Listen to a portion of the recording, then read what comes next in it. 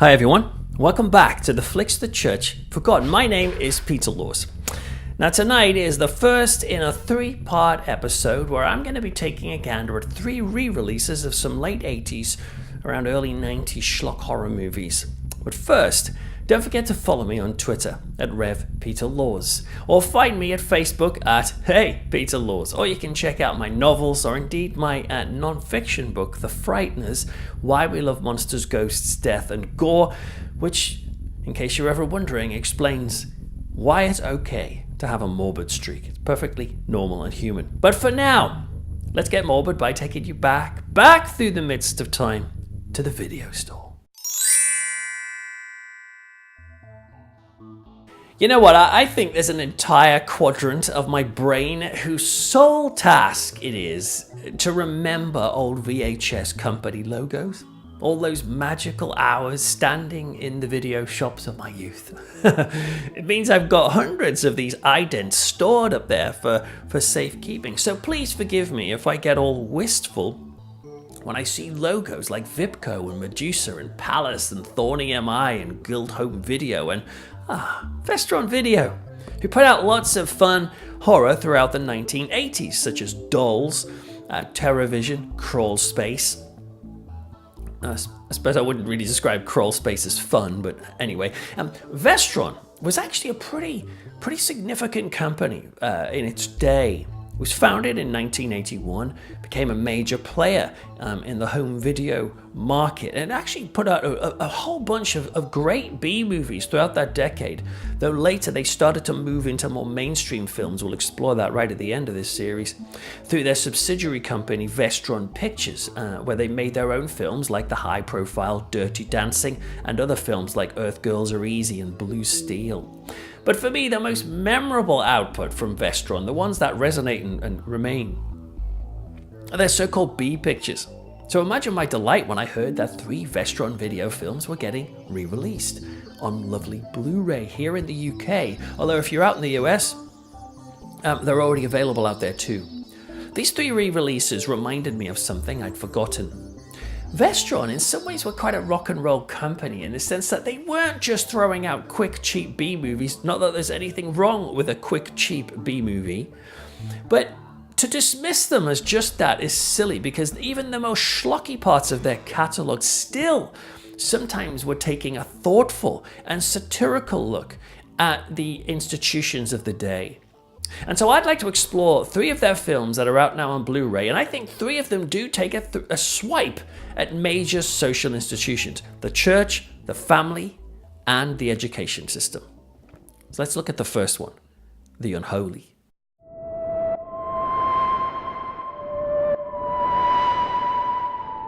Our first flick injects the Catholic Church with boobs and blood and hellfire. Yes, The Unholy from 1988 features the appropriately named Ben Cross. Clever. You may know him from Chariots of Fire. He plays a Catholic priest here called Father Michael, who at the beginning of the film is called to talk down a suicide case from jumping from a high building. Not that he has any experience of such things, by the way. It's just the grizzled cop Ned Beatty seems so desperate for the vicar to try it. He's like, "It's all in your hands, Father." So anyway, Father Michael goes, okay, strikes up a cigarette because, you know, in Hollywood, that's what makes a priest look edgy. Put a cigarette in his face. And he tries to talk this fella down. This pastoral encounter sadly doesn't go very well.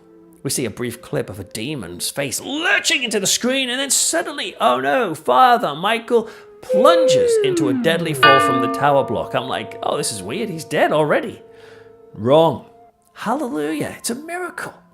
Father Michael, even though he's fallen to his supposed death, wakes up in hospital and he's got nary a scratch on him. What's going on? Well, on hearing this story, the impressed Vatican bosses reckon that the miracle vicar must indeed have what it takes to handle a place called St. Agnes Church in New Orleans, where they've had issues in the sense of the previous 2 priests were satanically slaughtered on the altar at Easter time. Classic. You know what I mean. Happens all the time. So Father Michael takes up this pastorate, and he does you see him, right? You always see this in films. The priest bobbing around the dilapidated church in his civilian attire, sweatshirt and sneakers, kind of cleaning things up, dusting off altars and all that. Just look out for this in Hollywood films. Whenever they want to show a priest in chill-out mode, in edgy mode, it's a cigarette. In chill-out mood, it's frequently put him in sweatshirts and sneakers, as if clergy can only wear 2 forms of outfit at any one time. But anyway, I digress. Father Michael gets put into this church. He's supposed to be this funky new priest that's going to reinvigorate the parish. Only he's not very funky. He's actually really dour and miserable for most of the film, but he's under 50, so I guess that makes him funky in priest terms. Now, the funky new priest does indeed manage to galvanize the congregation. There's a funny and slightly bizarre scene where Father Michael is leading a service. He's back in all of his robes and stuff. He's hung up his sweatshirt and sneakers for the day.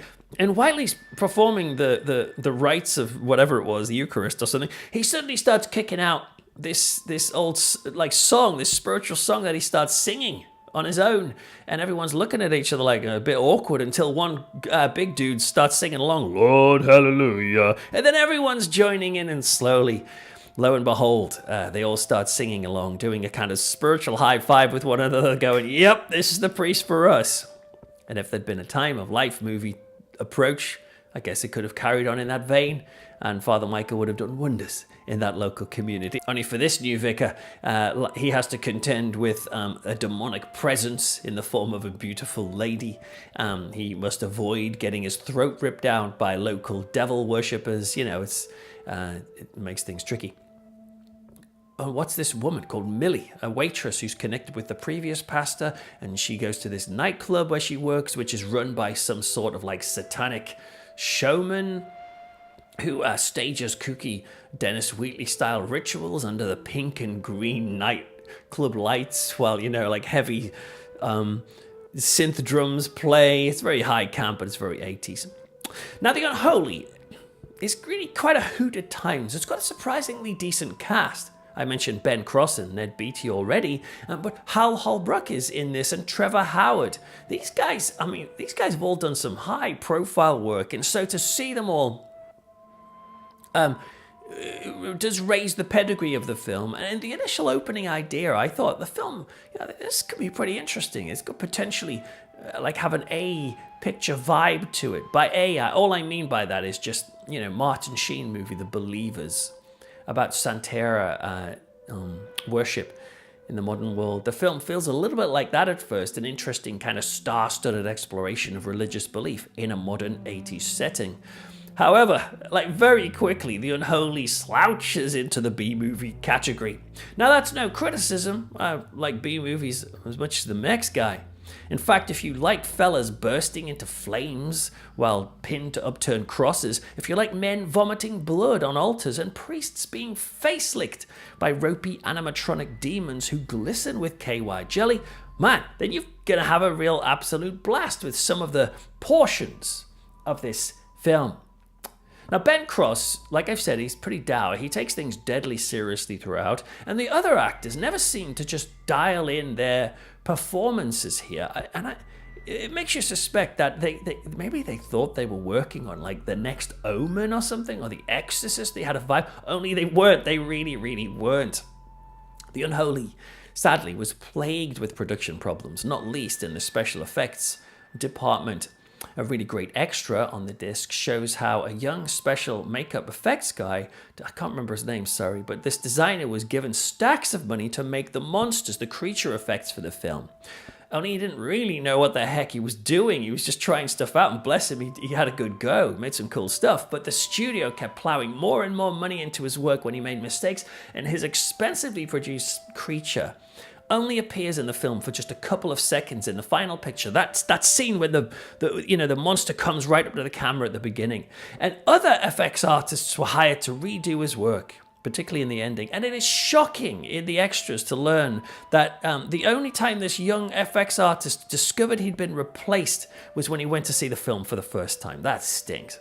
But anyway, the new, more established FX team produced many more effects for the ending, which kind of was beefed up after studio execs demanded it have more action. And as a result, the ending does feel pretty over the top. It's ridiculous, with a crazy raft of bizarre imagery stuffed into the end to make things feel more Dante-esque, more hell-like. There's demonic midgets kind of leaping around. There's this nightmare montage sequence where teeth are being drilled and bare buttocks are being slashed with knives. I think there's a couple of women kissing at one point and they pull away and I think they pull out a tongue or something. It's all so bizarre that for a film that is actually quite sparing on the gore and violence, apart from maybe that puking scene earlier, suddenly you get all this brutality squashed into these almost subliminal cuts. They're certainly a world away from kind of the subtle, thoughtful approach of the original, of the beginning and of the original ending. That thankfully is included here. Both endings have their own drawbacks and merits, by the way, but watching the journey of this film, it's like, watching the journey of the film begins like this shows me why The Unholy never caught on as a big religious horror film. It begins with the sense of existential dread, and then winds up with a giant animatronic demon dog tearing scabs off itself and stuffing them into Father Michael's quivering mouth. Which, don't get me wrong, is kind of fun. But that's almost like having like The Omen gradually turning into Ghoulies 2. You know what I'm saying? So in some ways, it's a frustrating and a bizarre film. There's an entire orchestral music score, for example, that was composed for the film, and then was just... It's available here as an isolated score, by the way, but this orchestral score, for some reason, the producers decided to trash it, to scrap it, and they added instead a synth score. Now, I love synth music. You know that I love synth music. And don't get me wrong, that's fine. And you can actually check out the synth album on Spotify at the moment by Roger Bellon. But the funky synth sounds and the animatronics just really help to date the film. Whereas an orchestral score, the original one that was composed for it, with a more subtle approach, may have given this film a sense of gravitas the epic themes implied.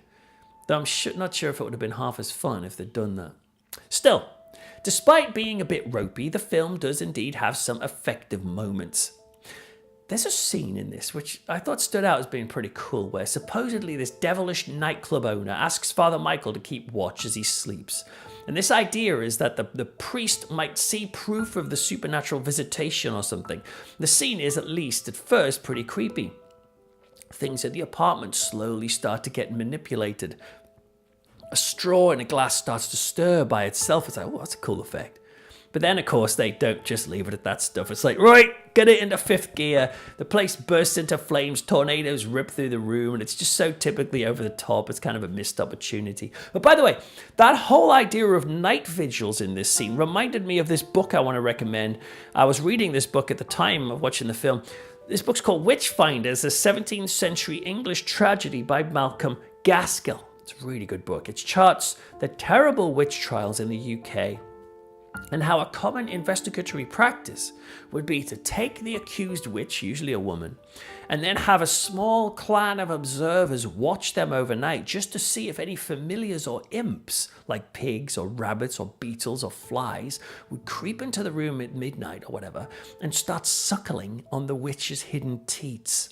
It's pretty heady stuff, but it happened in real life. And that one scene in The Unholy, this supernatural kind of vigil at night, just reminded me of a very real thing that happened in history. But anyway, on the whole, the film just winds up being really rather preposterous and very patchy. You could call this film in many ways, it's a missed opportunity. It could have been a solid, dark, serious religious horror movie, which I do think is what it set out to be originally. But it ends up being instead a fun and trashy B picture, a label which, don't get me wrong, I could gladly embrace too.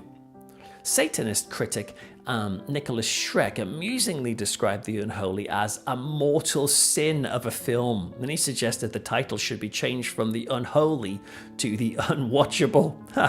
Harsh, but I do get his point. But I do think enough time has passed, 30 years in fact, to give this flick that nostalgic, strange edge. And I would say it's worth a watch for anyone who gets a kick out of religiously fueled horror.